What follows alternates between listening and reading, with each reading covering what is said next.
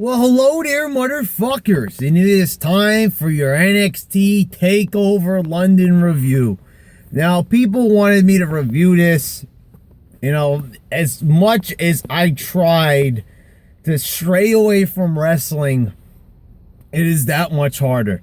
It's my curiosity as a wrestling fan. I don't want to support WWE in this time, but I have no other way of going about life.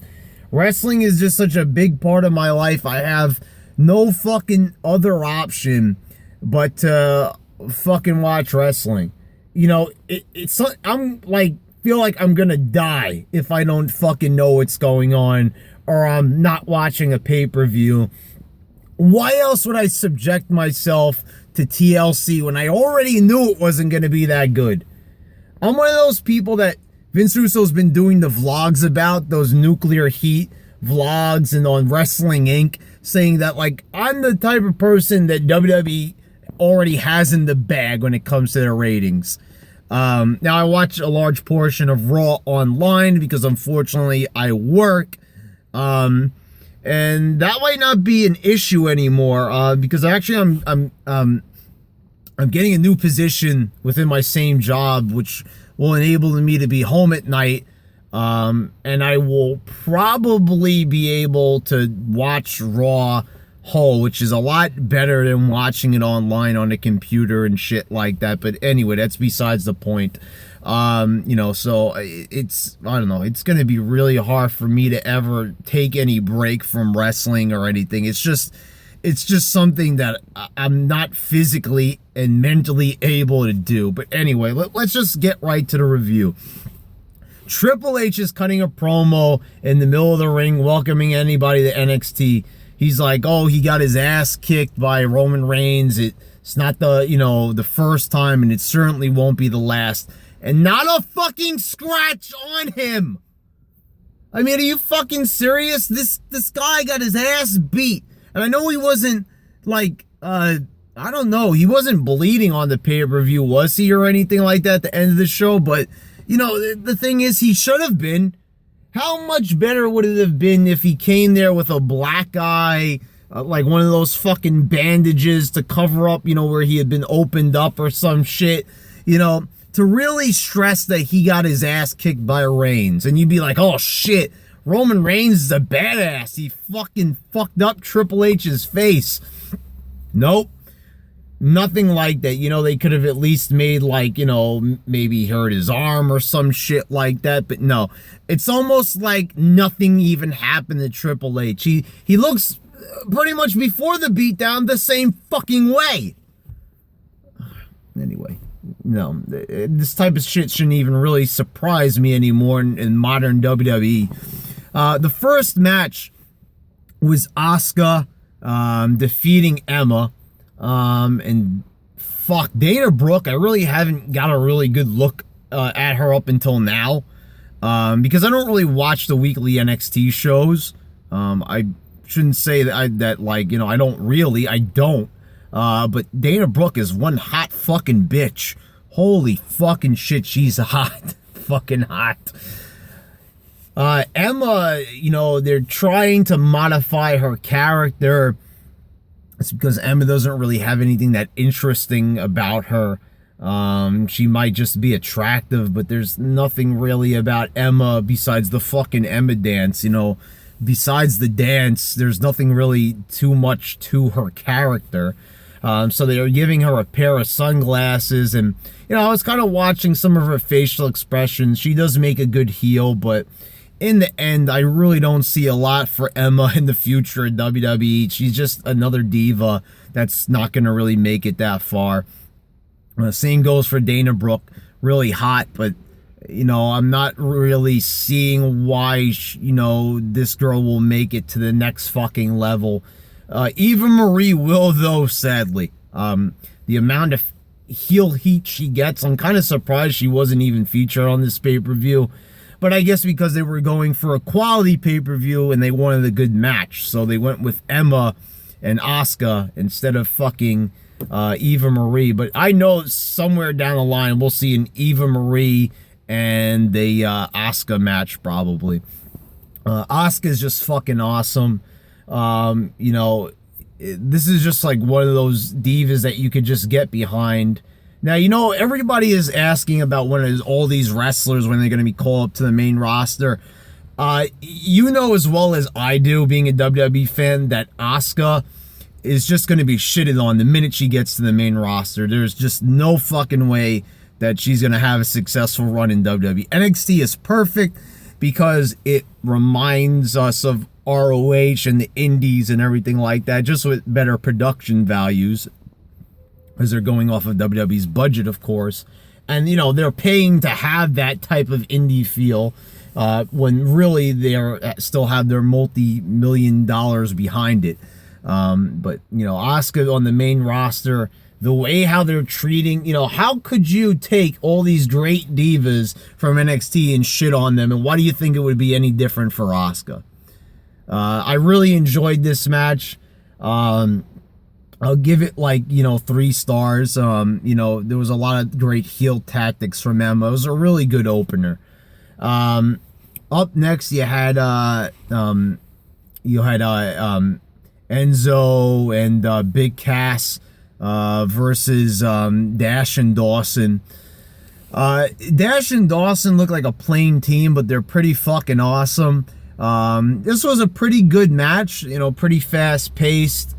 I'm a little bit surprised that they haven't already given you know, Enzo and Cass the titles, judging on their popularity. And everybody who's saying that they need to come up to the main roster, the same thing I said about Asuka applies for these guys. No, do not bring these guys to the main roster. Everybody said that bring Adam Rose to the main roster and he's gonna set the world on fire. Look where Adam Rose is right now. You know, you have to understand, NXT crowd, NXT is completely different than WWE. I know it's a WWE, you know, it's WWE's developmental territory pretty much. That's essentially what it is. There's no bones about it. That's what it is. NXT is FCW, but it's being put on a grander scale now because it's on the network and it's getting more attention. But it is still essentially FCW. It is their developmental. This is guys that they're building up so before they come to WWE. But, you know, they're kind of treating it as a separate entity, whatever it is. You bring any of these guys, and that goes for Dash and Dawson. They bring these guys to the main roster, and they're going to be buried. Look what happened to the Ascension.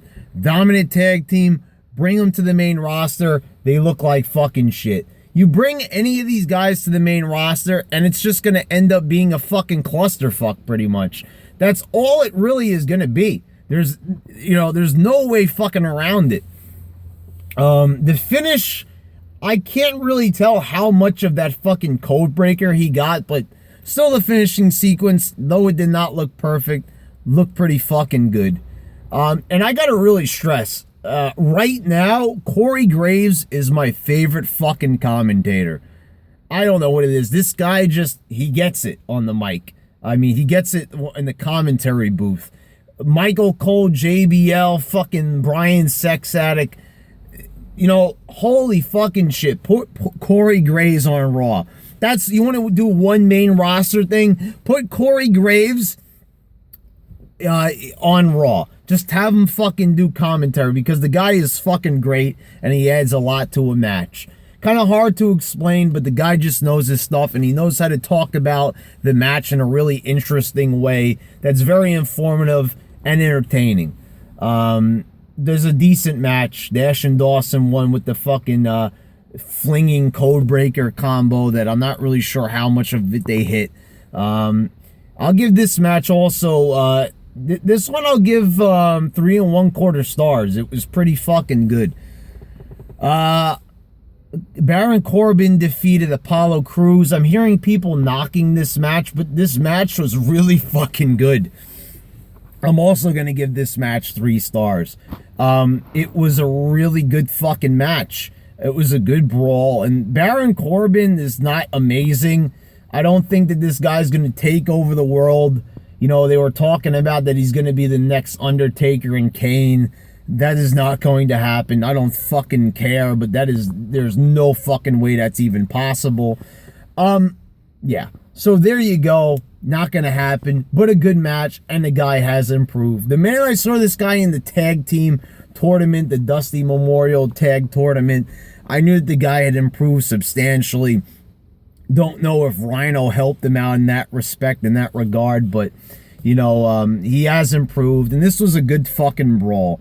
There was a little bit of athleticism from Apollo Crews. He had to slow it down. Yes, this is the main complaint that I'm seeing here, you know, about this match, but I really liked it. I gotta give it 3 stars. It was a pretty good fucking match. No complaints there. Nia Jax versus Bayley. Bayley defeats Nia Jax by making her tap out to a guillotine choke. I would have not had Nia tap out in this match if they're going to make her so dominant, you know, to the guillotine choke. I would have just had her pass out or just simply have Bayley. This would have been a good match to have, like a good roll-up finish or some shit like that, but I don't know, having her tap, and I just have to pretty much say it. Nia Jax is just a fat fucking bitch. You know, I mean, holy fucking shit. She's an awesome Kong ripoff, and I hear she's related to The Rock. You know, what is it? Everybody's related to The Rock, the fucking Samoan family tree. Just because somebody's related to The Rock, does that mean that they have to be, you know, a big deal? I mean, come on. When are we gonna fucking get with the program? There's only one Rock. There's only gonna be one fucking Rock, and that is it. You're not gonna have, you know, anybody that's ever gonna have the same charisma, wrestling ability, and presence of The Rock. So stop fucking trying. You know, Nia Jax, does she have a bit of a look to her? Yes, but she's fucking fat, okay? Get that bitch in the fucking gym. Put her on a goddamn fucking gluten-free diet. I don't fucking know. This girl has fucking thighs the size of fucking trees. I mean, it's just, you know, she's fat. She's fucking fat. She's a fat fucking bitch. She's a fat fucking bastard. That's all it is. I don't mean to be mean, you know. There's some guys that, you know, are a little bit like, you know, you can make the argument that they were chunky. You know, everybody always says when they talk about fat, they talk about Vader and shit like that. But Vader was a power lifter. The guy was fucking could bench press 400 pounds or something like that.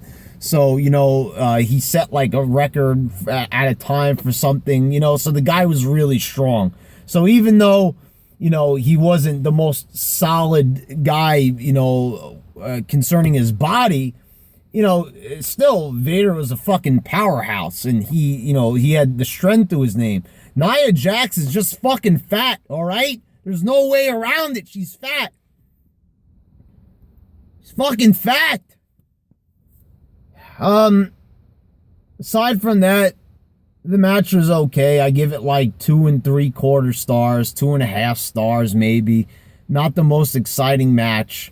It was just pretty much Bayley getting her ass kicked, but it was a decent enough match. 2 3/4 stars, to be perfectly honest here.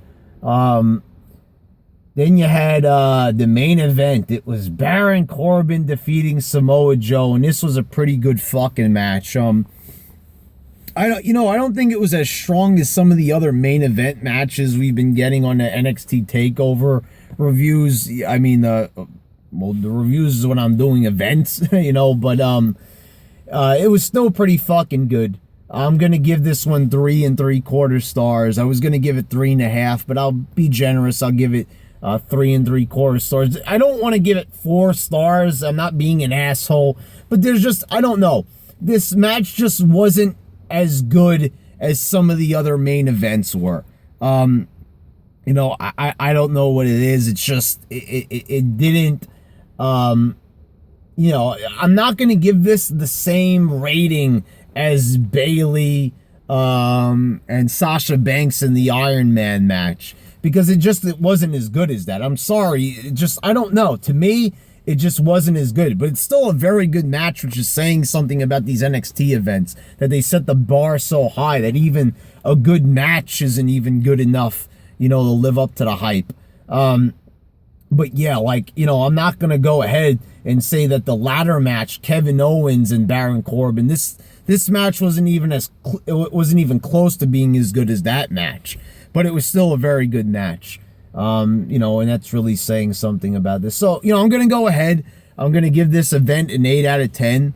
You know, it was a very good pay-per-view, not a bad match on it. Nia Jax is fucking fat as shit. You know, and that's all I gotta say about it. It was really, it was a good event. I really just wish, I don't understand why developmental is so much better than the main roster. Why is this allowed to happen? I don't know. But anyway, but when it concerns WWE, they can't just rely on matches. It is very true that they also have to rely on their storylines. So, yeah, they need to have good storylines and good quality matches. Right now on Raw, we're not getting either. So, there you go. NXT TakeOver. I definitely recommend you watch it. 8.5 out of 10. Great fucking pay-per-view. That's all I got, motherfuckers. All right.